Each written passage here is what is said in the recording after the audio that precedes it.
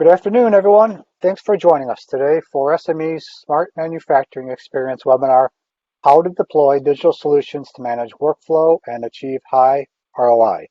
Today's webinar will dive into what it takes to create a successful digital deployment in manufacturing, delivering high return on investment through efficiencies, traceability, and repeatability. You'll learn how operational leaders manage workflow in a high-mix manufacturing environment. I'm Carl Mitroff, Conference Manager for SME. Thanks for joining us as we launch our first webinar in our Smart Manufacturing Experience series. We have an exciting discussion today, but before we get into it, a few housekeeping items. Our Google Play, or our Google Chrome actually, is our preferred browser. So we find out that happens to be more reliable for us. You'll notice right away that your microphones are automatically muted. And if you have questions regarding the webinar functionality, please use the chat feature. We'll be monitoring that for technical issues. If you have any questions, technical questions you'd like to ask our speakers, submit them using the Q&A box. And of course, in the event of any glitches, we are recording this webinar and we will make it available right after, probably by tomorrow afternoon on our Smart Manufacturing Experience website. Moderating today's webinar is Dan Braley, Boeing Global Services Associate Technical Fellow, Additive Manufacturing Focal. Mr. Braley serves sustainment of all Boeing military, commercial, and derivative aircraft platforms through the use of additive manufacturing technologies and advanced composites. He currently holds greater than 50 patents and is a certified additive manufacturing technician through Tooling U SME. He's also a very active Aerodef manufacturing conference advisor. So Dan, what do you do in your spare time? Joining Dan this afternoon. Yeah. Joining Dan this afternoon is Andre Wigner, CEO of Authentiz Inc., and Nick Weeks, plant manager at Carpenter Additive. Thank you, Dan, for your time. Thank everyone for your time, and I'll kick it over to you folks. All right. Thank you very much, Carl. Yeah, happy to be here. To everybody that's joined, welcome.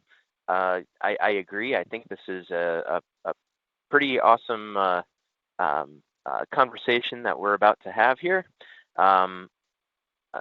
Digital solutions and managing workflow, trying to get higher ROIs is a big thing here in Boeing, and obviously to all of you as well. And so to that, what I'd like to do is Andre and Nick, if you wouldn't mind, excuse me, giving us a little overview of your backgrounds and a little bit about yourselves. All right. I'll go first, Nick. If that's okay. And hi, I'm Andre. As was mentioned, I run Authentiz. We started about 10 years ago. We have operations in the US and in the UK and customers around the globe. Go into what we do a little bit more later on. But on the personal side, prior to Authentiz, I ran a venture capital fund in Nigeria and advise companies in India. I'm also currently the chair for digital manufacturing at a place called Singularity University in San Francisco, and based in the UK now after having spent about 6 years over in California. Over to you, Nick. Hi everyone, my name's Nick Weeks. I am the plant manager in Liverpool for Carpenter Additive.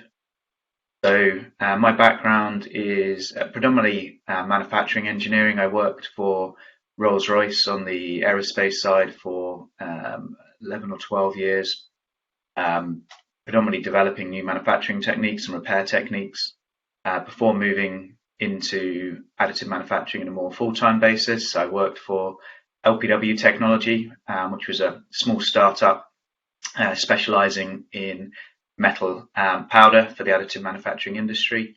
and we were acquired by Carpenter Technology nearly 3.5 years ago now. And I now head up the facility in the UK. And we'll get a bit more into what we get up to later in the presentation. All right, thank you both. I very much appreciate you that brief introduction. So I guess with that, we'll get into this.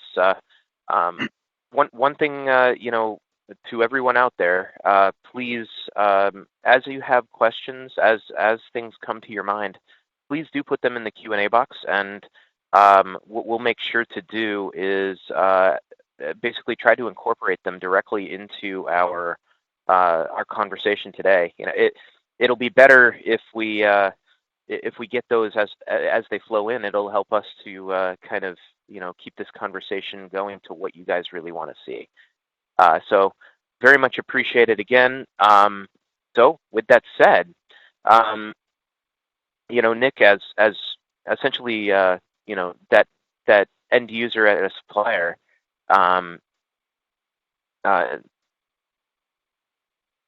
what does your facility look like? How many people? What's the size? And to that, when we're talking about a digital solution, can you tell us kind of what your system is and what it looks like? Yeah, sure. So we have a facility. We're just on the outskirts of Liverpool. It's a fairly good size facility, but we run it fairly lean. So we've got about 40 members of staff on the sort of the operations side at the moment. So we predominantly manufacture metal powder. So we take in feedstock. We have 3 different atomization systems that we can utilize, and that gives us the opportunity to make quite a wide range of different alloys, from reactive metals like titanium and aluminium to nickels and steels, and to copper alloys. We can also deal with refractory metals as well. So we've got quite a range that we can cover. So we take the raw material in. We're essentially melting it into liquid form, and processes vary a little bit, but essentially we're pouring it through a nozzle, blasting argon gas at it to atomize that liquid flow into metal powder. After it cools down, we then have associated secondary processing to get the powder into the size fractions that customers want, to blend the powder. We have an extensive lab to do all our testing, so both chemical testing, physical and dimensional testing, and flow and SEM, contamination, all the sort of things that you expect on your powder certificate. So we do all that in-house before we ship the powder out to our customers. We distribute from our facility throughout Europe and Asia, and a bit into Africa as well. And we also have developed hardware and software systems for our customers to manage the powder once it hits their facility as well. So we've got quite a lot going on in our facility, and we've got a high mix. The other 2 facilities we have that atomize across Carpenter Additive, much bigger facilities. They have a much bigger atomizer, so much bigger capacity, but they will make maybe a dozen different alloys on a regular basis, where we've got the capacity to make much smaller volumes and make 40 or 50 different alloys across a year maybe. So we've got Oh, I'm sorry. Go ahead. Yeah, just saying we've got a very different mix of parts and materials that we're making, which keeps us on our toes from a workflow point of view. Yeah. So what I was going to say, clearly you've got a lot going on in your facility, and clearly there's a lot that needs to be managed. So how do you see digital helping you? The digital marketplace and the future of the digital solutions. Yeah, it's a really good question. So it was just probably about 18 months, maybe 2 years ago, that we started on the journey of using the Elements technology platform for our order workflow. So we use it to manage the order workflow through the facility, capture the basic level instructions on there, and it helps us with production tracking as well, essentially. So in the operations office, the team will set the instructions, the workflow of what needs to be done. That then goes out to the shop floor on a small card or a tag. And when the guys on the shop floor use it, they tag it against basically a phone or a tablet, and it brings up the first operation, instructs them what to do, and then once they've done it, they tap the card again. There may be other questions they need to do to put in a reading off an HMI, or take a photo of an end state, and they do that as they go through the operation. The team back in the office can see what's going on, what stage things are at, and we can use that information to help manage what we're doing from a quality assurance point of view, and from a throughput point of view as well. Very interesting. And so, Andre, from your perspective, you are, the essentially the supplier of the digital solutions. From that perspective, what are your thoughts on,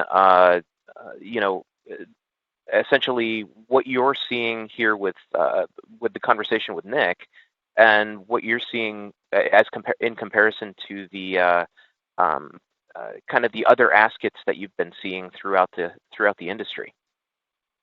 Yeah, it's just exciting to hear that relatively small facilities can deploy these solutions kind of by themselves, and it'd be great to get a feel for the people in the audience, what their background is too, so we can maybe tailor it a little bit. I think Carl had a few questions. Maybe we can get the audience to answer those. If we could do that first while we're poll. talking here. Yeah, that'd be Yes. great. So the first poll is going to be, is your company an OEM, contract manufacturer, not directly involved in production? We'd love to have everybody there in the audience go ahead and kind of tell us, who are you? What are we kind of seeing here? And so we'd love to see kind of how it breaks down out there in the audience. And maybe we can, just release all those questions, and we can get back to the poll as we go through the conversation. You know what?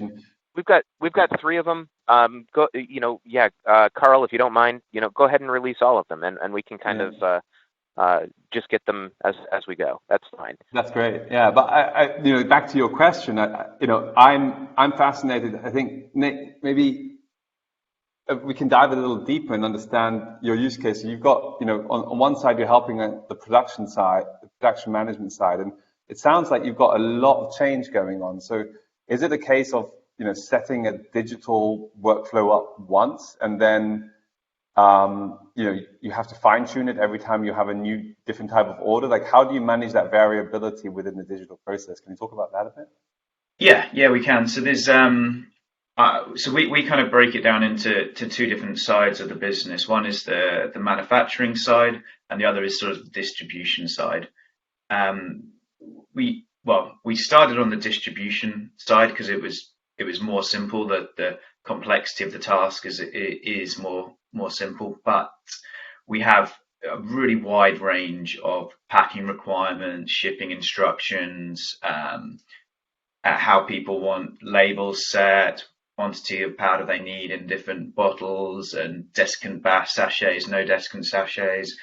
There is actually a huge amount of permutations. So it is important that we have to get that set up correctly.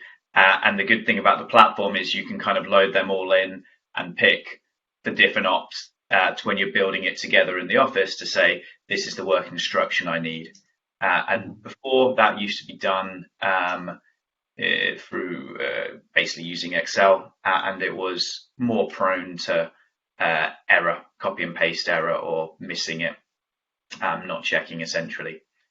So that's been a really good improvement, and the speed in being able to set that up and get that out there is now a lot quicker than it was before. It used to take about 45 minutes to sort of set something up. It now takes it takes about 15 at the moment, but there's an improvement further down the line where hopefully we're going to get that down further.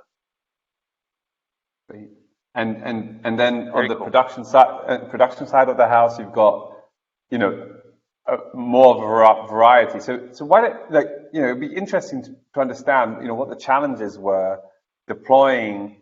It sounds like you found one use case that was a really good fit right at the beginning, and there's another use case you're kind of expanding into. And, be interesting to understand what kind of challenges you are running into and why, why you chose that as a second. Talk us through that. Yeah, sure. Actually, being honest, we tried to start on the manufacturing side, and to operate one of our atomizers, we had like a 6-page Excel document. It takes about 5 hours to run the atomizer. You've got to change temperature and pressure settings in several different locations at various points all the way through it. Make loads of checks. You're taking liquid metal sort of 14 meters in the air.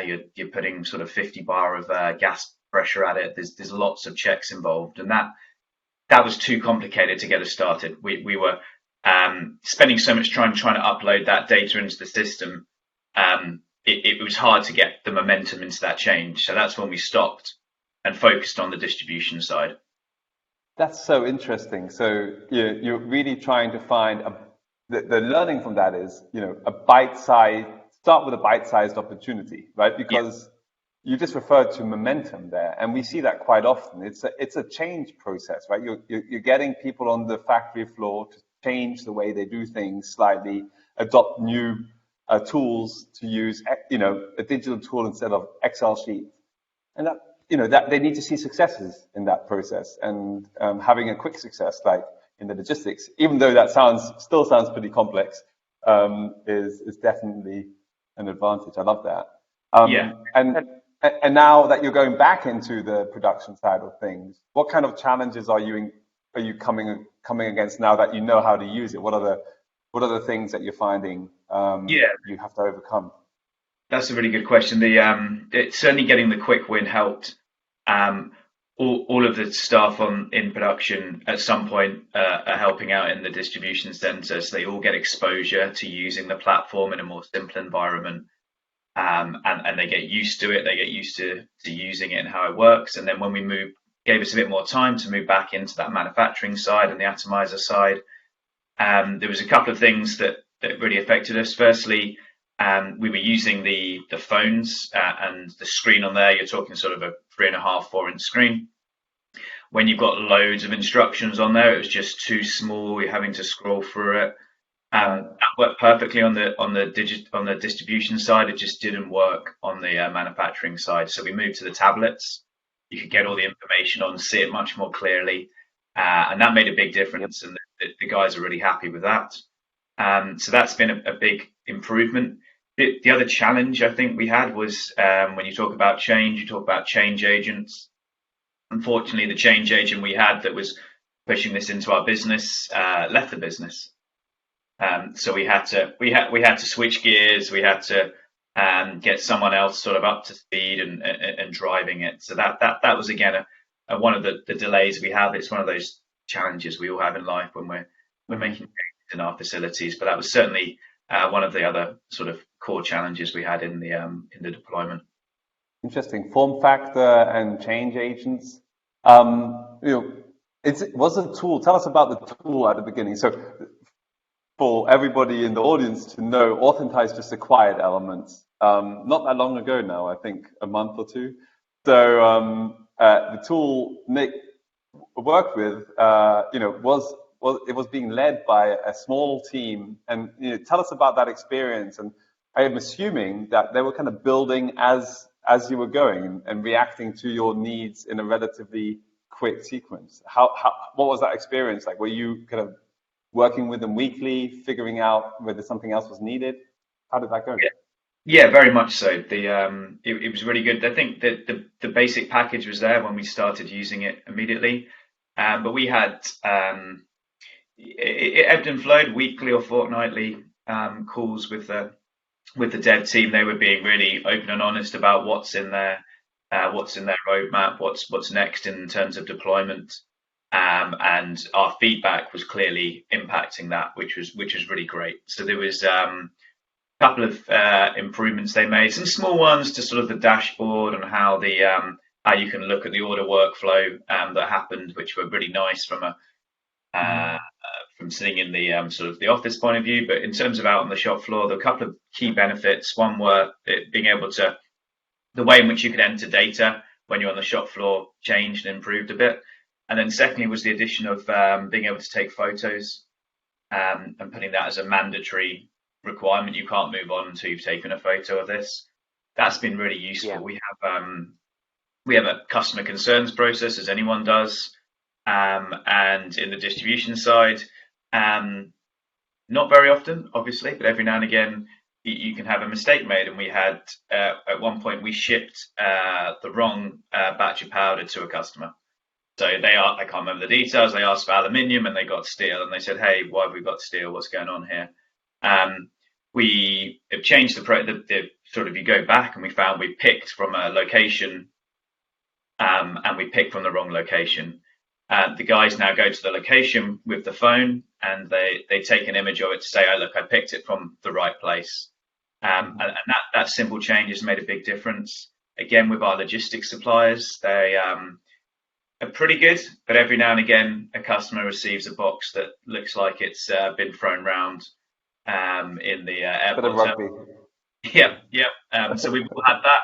So now we take an image at goods out when it's sat on the dock ready to go before the logistics provider pick it up.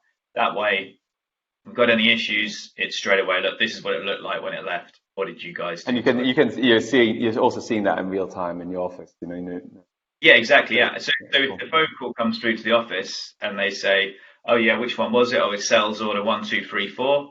It's a couple of seconds to go back to sales order 1, 2, 3, 4. Okay, well, sir, this is the picture we've got before it left.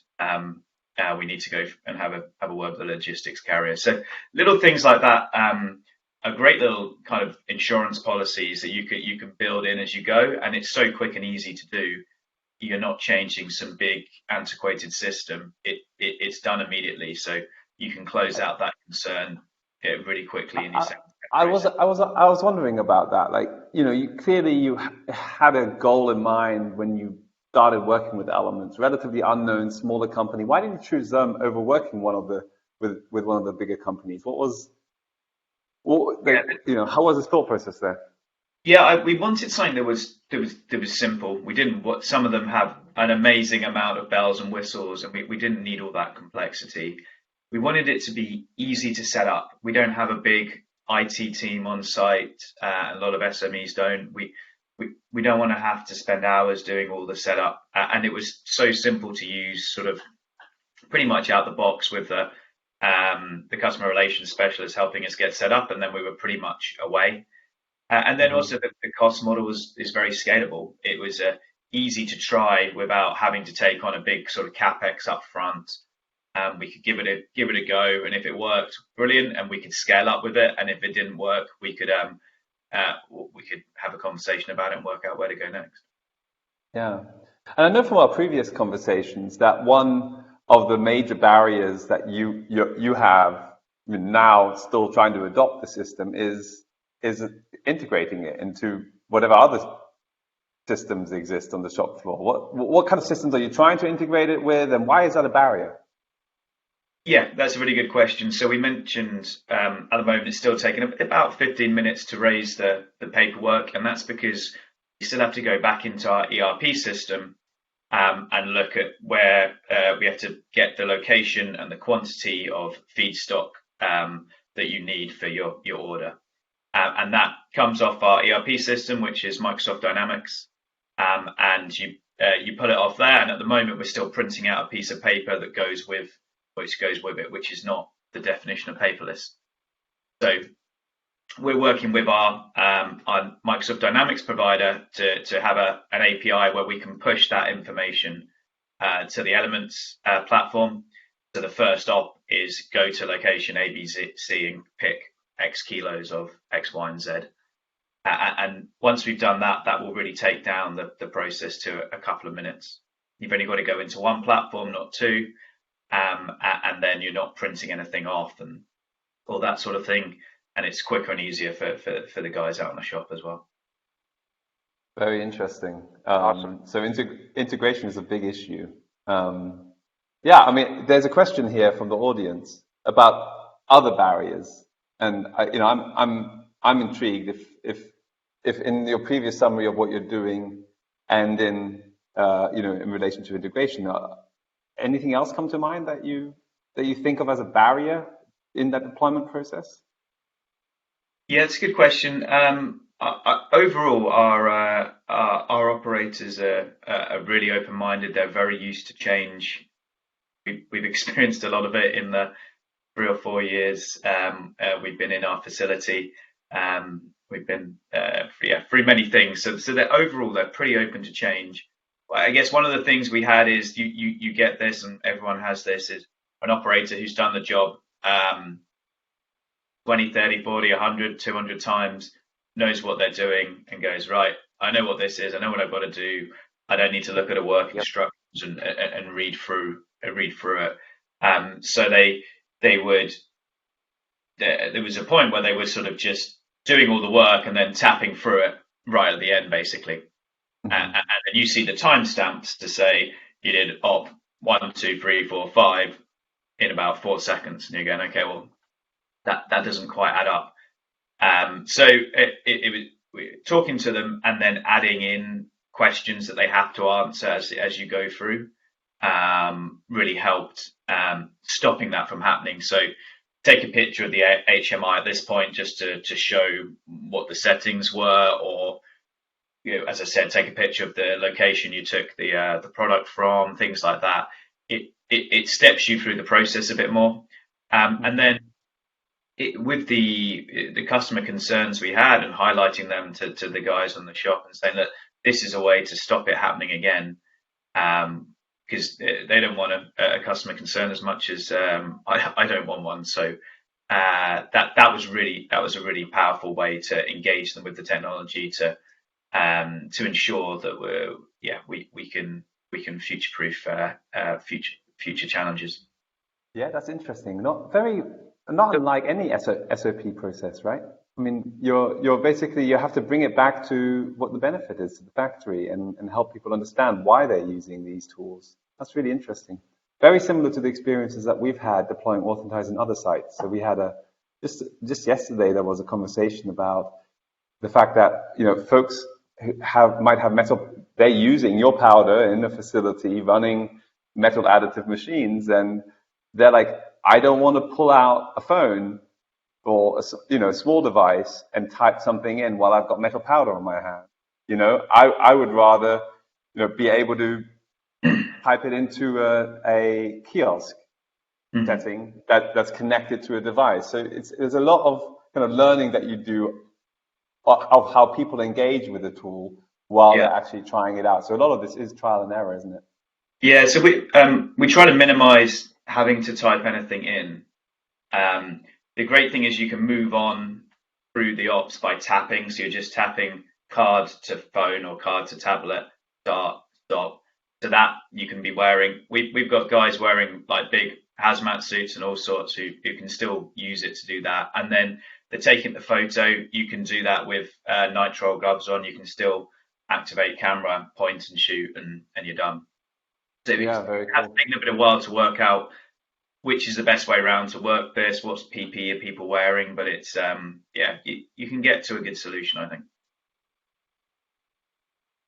All right. So guys, this is a fantastic dialogue. This is what I think everybody was real interested in kind of seeing and hearing is like what are the experiences of someone actually utilizing this type of an approach? What kind of barriers did you end up seeing along the way? What did you do to try and solve some of that? When I look at our polls, let's see, we're seeing that 58% of those that are out there are from an OEM. So we're talking about the end use. We're seeing that as I would have expected, but maybe not 100%. Nobody out there right now is fully digital, and so what that says is we're growing. We're trying to get there. I know our customers, are really trying to push.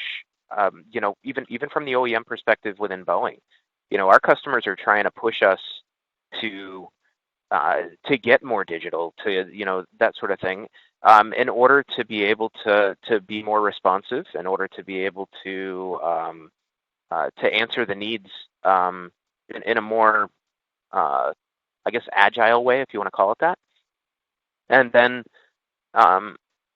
when you look at the barriers to digital tool adoption, it's across the board. It's in this poll with everyone here, time, money, skills, ROI are all pretty even, with skills, a little bit higher. And yeah, skills to understand the digital.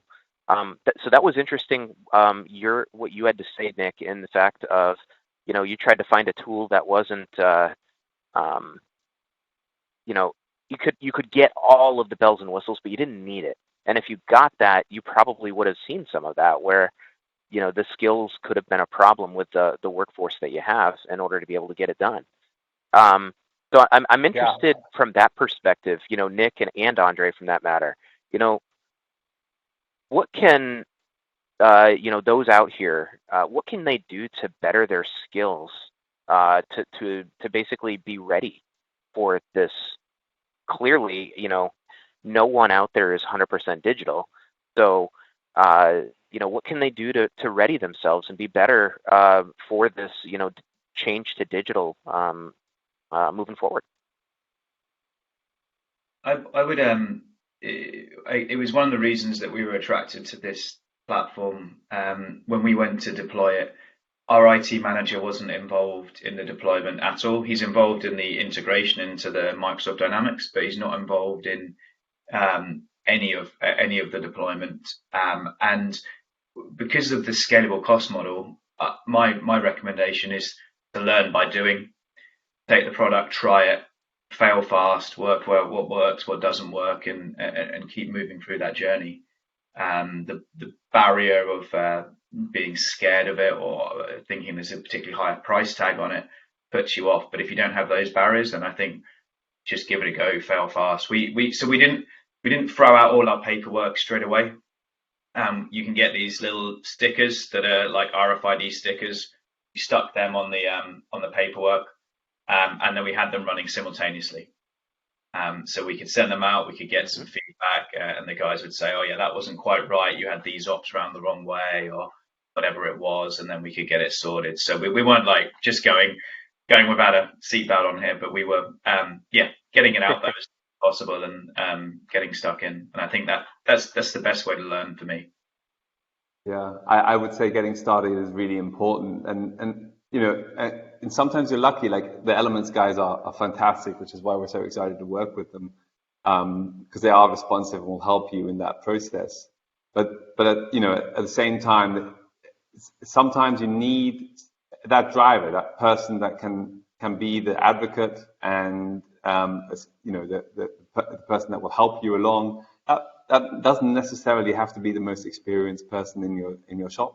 But we just had a conversation with AMT about the need for a new group of people, maybe coming from a systems engineering background, so not necessarily accustomed to the shop floor, that would be able to help folks understand technology on the shop floor and also gather that feedback that helps you understand, or me as a software provider understand what do we need to change, how do our tools need to adapt, right? So in one sense, it's an adoption process at the shop floor level, and there's always going to be a change required there. But both sides have to be flexible in this, and it's a bit of a learning journey for everybody.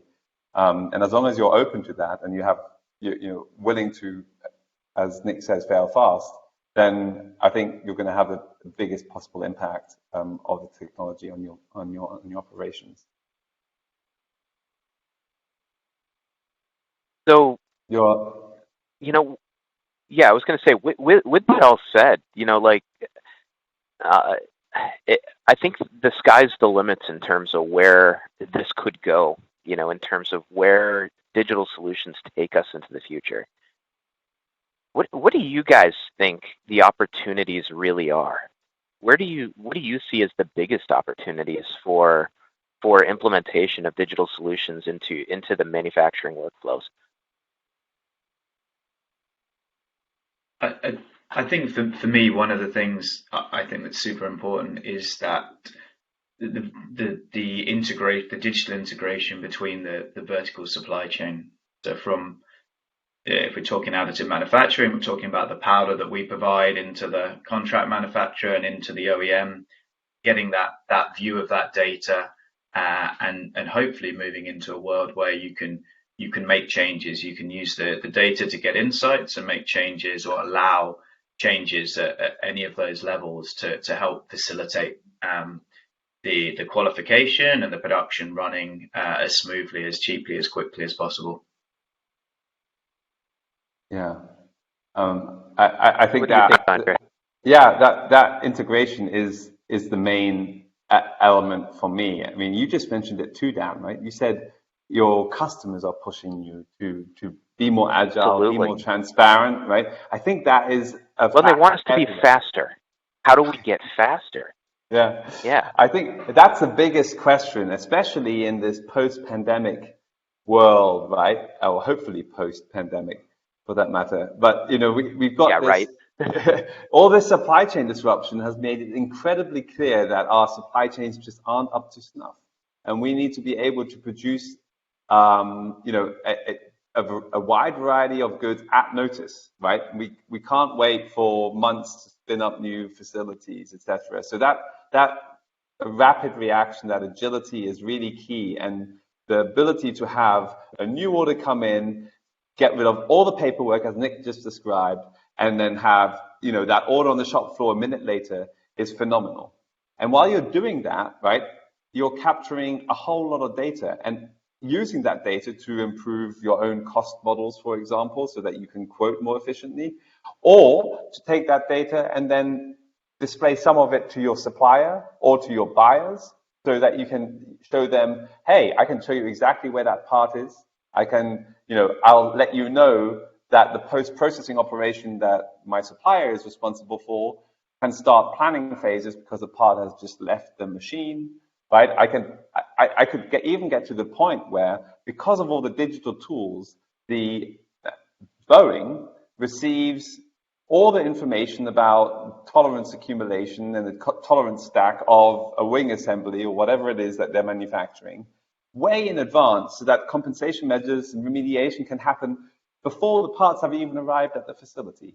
There are so many opportunities that come with that transparency. It's really exciting to see some of them starting to flourish, because people like Nick have started to deploy the tools on the ground today that create that kind of foundation that allows us to move in the right direction. And I think that there's there's going to be more conversations. So there's going to be people in the room today that are kind of fearful because of some of the things I've just said. For example, allowing your buyer to see where their part is in the journey might be too transparent for them, right? But I think that there's an opportunity there to have those conversations now, because we have that data. Beforehand, it was on paper, on the shop floor, and it was going to take you 20 minutes to find the person who had the piece of paper. So now we have the data, we can have an honest conversation about what does it mean, and where can we utilize it. And I think, heck, there's a bunch of people here from OEMs, and I can tell you right now, from the OEM perspective, COVID has completely disrupted us, to the fact that this move to a hybrid workflow or workforce has made us, there are certain folks that are hybrid, and it tends to be that those that are fully working from home, a lot of those tend to be like you said, the buyers and those folks, in order to be able to see and to understand where things are, you would almost think we have to move digital, and we have to have more digital solution. We have to be able to see from beginning to end what's going on. And so that what that brings to me is, it's a digital twin. It's a we have to be able to see, not just where the part is now, but what is the history that it's been through. And if we don't have that, we're going to be in trouble. And so, that's something I've learned. Sorry to interrupt you there, Dan, but that's something I've learned from the additive industry in particular, because additive industry is lot size one, right? So Elements as a toolkit is a tool that works for all industry. Authentize grew up in the additive industry, and we have our own workflow management tool that is kind of focused on workflow management, digital workflow management in the additive industry. And what we learned there is, because it's lot size one, context is so important. What you just referred to, the ability to see what happened to that part in the past, is pretty much all the data we have, right? When people bandy around these terms like Industry 4.0, what they're really referring to most of the time is relatively high volume manufacturing of parts that are always relatively similar or the same. But in additive, with every part being unique, the only thing you have to really rely on is the context of that part and the inferences you can make of that context. And that's really what's driving a lot of the ROI. So in Authentize's case, Boeing, who's a customer of ours, was able to achieve between 80 and 94% time savings in their Auburn facility as a result of using the workflow tool. And a lot of that is based on knowing where everything is at any given moment. Not only, of course, there's a lot of other kind of pockets of value that are being unlocked. But the fact that context is so valuable really taught me that we have an opportunity within additive to explore some of the solutions that might benefit all of manufacturing. Because so far, for the last 40 minutes or so, we've just talked about a manufacturing process, atomization of metal powders. But within the additive industry, I think because there's more data, because there's less legacy, and because there's this drive for lot size one and this incredible agility to be able to handle all these parts, I think that's a real opportunity for us to deploy digital solutions and use it as a sand pit, to be able to explore what works, what doesn't, what are these new pockets of value that are being established. I fully agree with that, and we were talking about it in the sense of customers. The other part of it is, the customers don't necessarily have to be our external customers, our internal customers, our management.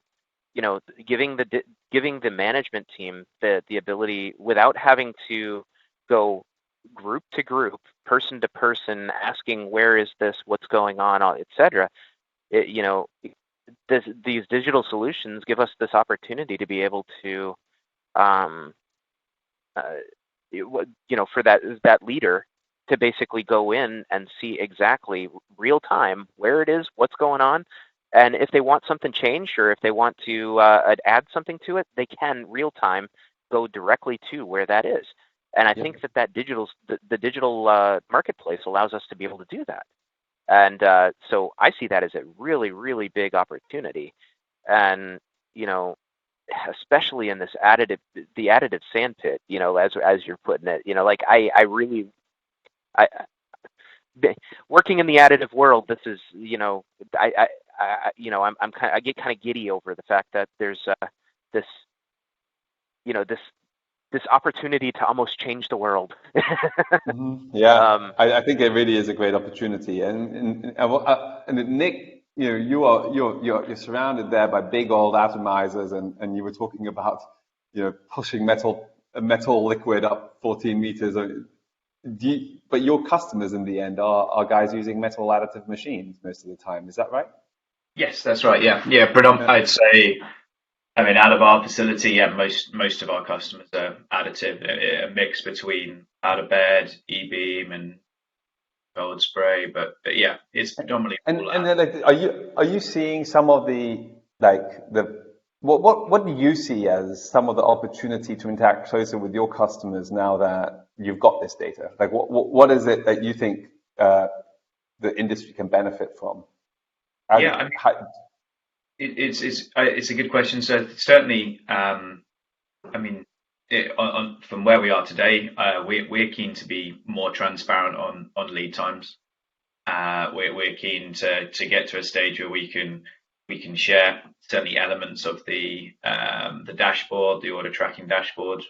May not be the whole dashboard, but it could be like a summarized version of that. Say it's at this stage or that stage, or just percentage bit, something like that. So we're keen to do that. We want to hold ourselves to account for achieving on-time delivery, and being transparent with your customers is a great way to facilitate that. Essentially, the next stage, really, I'd say, is the more looking at the data. So when we develop our test certificates, and being able, at the moment, people get them as a piece of paper, they get them as a PDF, but that needs to move digitally. That needs to be the next stage, where the customers are getting it digitally, and they're buying batch after batch of us. They want to be able to potentially get that digitally, see the standard deviation from the previous batches on the oxygen content or the nitrogen content or whatever it might be. Before it's even been packaged or sent to them. Exactly. Yeah. And really if they excited. get to a stage where they could tweak parameters as a result of that would be fantastic, or at least realize that what we're delivering is going to have, most of the time, will have a tighter tolerance than what's on the specification, so they can start to plan for that tighter tolerance and not the full wide tolerance, and maybe get to improve their process parameter window.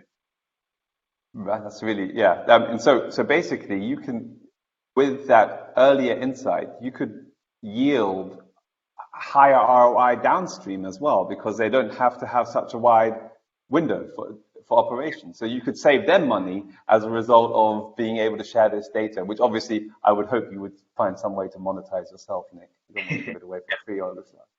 Yeah, I mean, I think we could achieve that, but it's about that close relationship and that vertical supply chain. And if Boeing is at the top of that, they recognize the benefit of the contract manufacturer and the powder supplier all the way through it, if it improves the slickness of that operation. Yeah, that's phenomenal. That insight alone, that there's ROI to be gathered from sharing the data earlier, is worth the money you've probably put into the deployment in the first place, right? I mean, that, irrespective of the ROI you've gathered on your own shop floor, there's some real interesting pockets of value that I hadn't thought about coming up in this conversation. But having said that, sorry, Dan, go ahead. Oh, okay. Sorry, I was just gonna say one thing. I didn't mean to interrupt, but at the same time, that brings to the question of what other opportunities for ROI savings do you guys see? Andre, I'm kind of curious about your thoughts as well, based on, obviously, I'm sure you don't play with and being the providing the solutions. You play in a lot more than just additives. So very curious what your insights are here. Yeah, no, Dan, thanks. Yeah, I fundamentally, I absolutely agree with what Nick's approach, right? And Nick's approach was got to show value to the shop floor right away, right? Quick wins so that we can get actual ROI from our shop operations.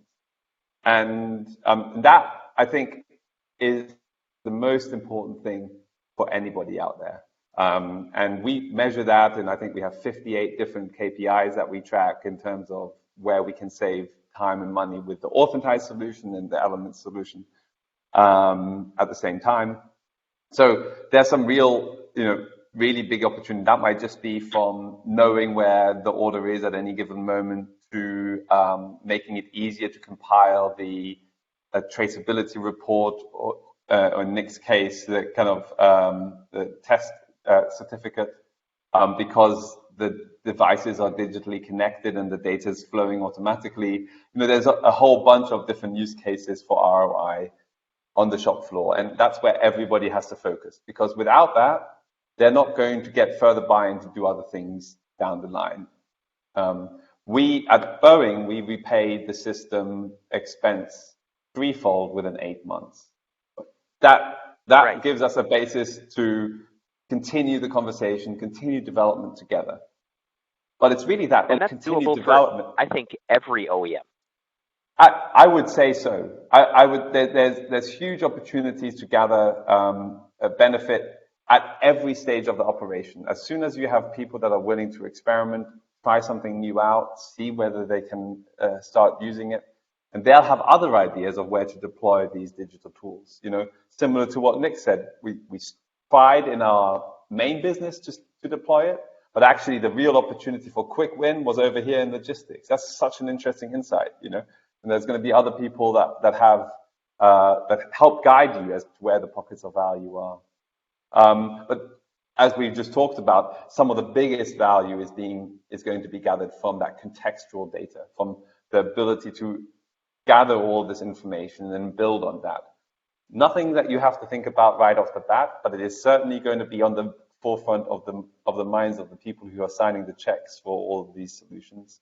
They're going to want to see the opportunity to grow with that knowledge. And I think some of the conversations we've had here are really important kind of elements just to have in your back pocket as you're having those conversations with management and with your colleagues about where the value lies. There's ROI today, there's data for tomorrow that we can build on. And for me personally, the biggest opportunity in that data, and now we're coming to the end, so we can dream a little.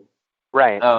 Yeah, please. Is distributed manufacturing. Once we have a really cohesive set of data on the context of a part, all the way from raw material to shipment of the final part, and that data yields sufficient insight to tell us with certainty that the integrity of that part is absolute, that there's no question on the quality of the part, even though we didn't physically inspect it, even though we are just looking at the data. At that point, we may be more comfortable to start distributing the manufacturing process across the globe to other contract manufacturers and drop ship the items directly to the place of need. That would be a time when we can think about full distributed manufacturing, and maybe in Boeing's case, producing the spare parts for your planes at the airport where it's needed. So we're still a long way away from that. I don't want to doubt, but that's kind of the end goal for me in terms of that trajectory of value being generated. And it's always good to have a dream in mind as you're building out these facilities. But that's enough dreaming for me. I better shut up now. So, I mean, with all that said, this is like I said, a great conversation. Still looking for any questions from the audience. Please do post them in the Q&A. We're coming up on the end here, but we'd like to answer anything else that is basically coming to your mind from this conversation. And I have one for Nick. Nick here. Go for it. Nick, I know everything went perfectly, and you wouldn't want to replace the solution for the world. But having said that, knowing what you know now, what would you have changed in your deployment process? Yes, it's a good question. What would we change? I would have pushed to do it quicker. That's what I would have done. I think we let it drag a little bit during that deployment stage, and I was championing it, and I should have pushed it quicker rather than giving it time to mature slowly, I think, and find those little pain points and remove them and sort them out and move it forward. So I think that when I reflect on it is the area I would have done. Just pushed it a bit quicker and not let it drag as long as it did. Would you change anything in where you deployed it? Would you deploy it in other places that you didn't, or basically take back anywhere that you did deploy it that really you weren't seeing the benefits or anything like that? Yeah, we clearly shouldn't have gone for the really complex part of our process first, and should have started with the simple distribution area first. I think that was a key learning. But now it adds value in both of those areas.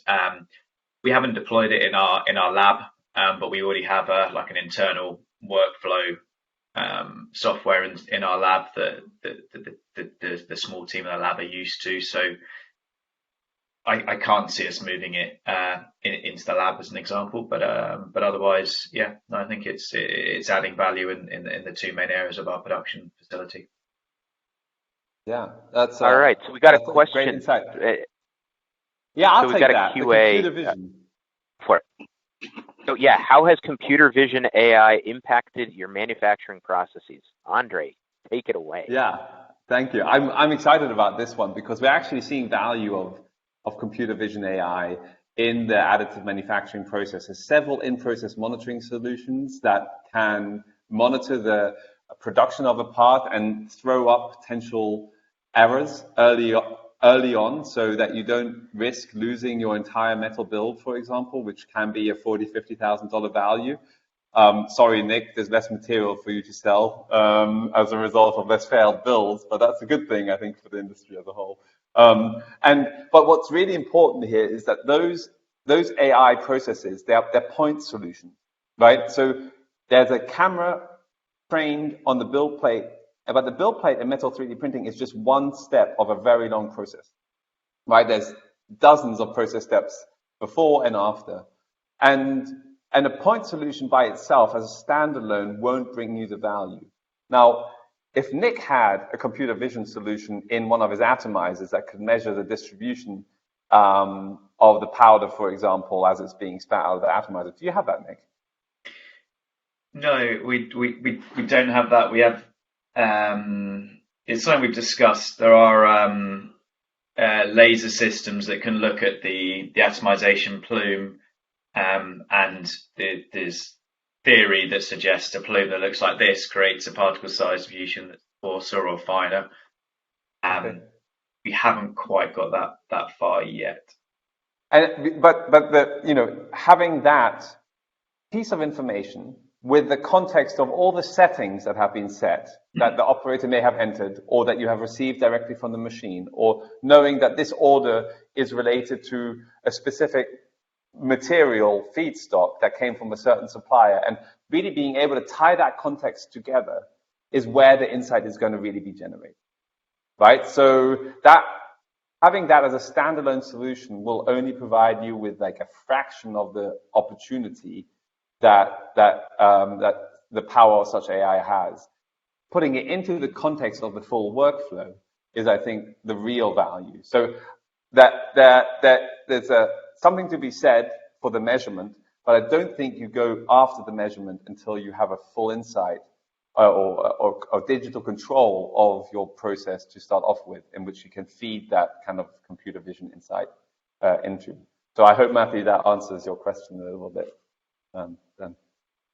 Awesome. Well, I think we're up at the last minute. I wanted to give basically first a big thank you to you guys, and then Carl. Carl's back here.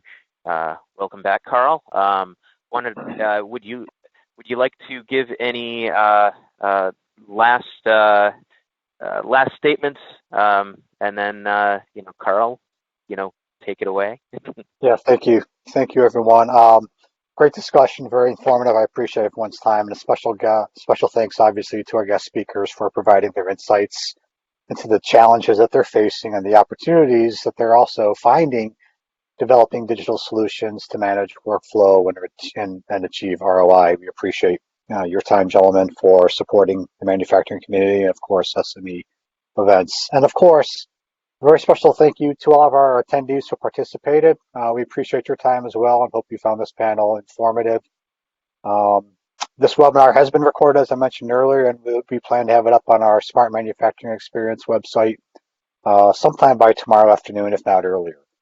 And finally, looking into our April edition, be sure to join us April 21st at 3 o'clock Eastern Time, when we're going to produce a business and development workforce webinar with my colleagues here from Tooling USME. And if you haven't already, please visit our Smart Manufacturing Experience website and register for our Smart Manufacturing Experience event, June 7th to the 9th at the David L. Lawrence Convention Center in Pittsburgh, Pennsylvania. This event is going to feature a high-quality, smart technical conference, technology-rich manufacturing show floor, high-value keynote and panel discussions, plus a whole lot more. Visit smartmanufacturingexperience.com for more information. And co-located at the Smart Manufacturing Experience is SME's TU Experience, Tux Experience, where you'll meet and network with peers across the manufacturing community, share workforce strategies and best practices over a 2-day conference. Visit toolingu.com and click on the Tux Experience at the top for more information. Thank you, everyone. I appreciate your time. Sorry I ran a minute late, but have a good rest of your day wherever you are, and we'll see you next month. Take care, everybody. Thanks, everybody. Thank you, everybody. Bye-bye.